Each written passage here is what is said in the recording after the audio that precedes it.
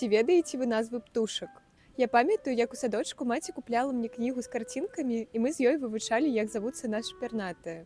І як у пачатковай школе мы нават угадвалі птушак па спеве. А вось ужо ў 2023 годзе я натхнілася выганам Эмі Ліптрыд, дзе яна працавала арнітолагам і выдатна апісвала птушак.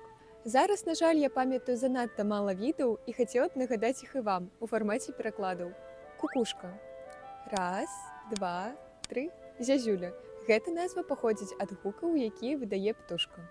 Той, хто вельмі любіць паласавацца вішняй і чарэшняй у бабуліным агародзе. Скварец. Раз, два, тры. Шпак. На мой погляд, самая прыгожая назва птушачкі па-беларуску. Перакладзем чібіс. Раз, два, тры. Кнігаўка. А ў гэтага хлопца інтэлект супастоўны 7-летняму дзіцяці. Ворон. Раз, два, тры. Крумкач. Самы звонкі спявак і самы маленькі на сёння прадстаўнік. Зяблік.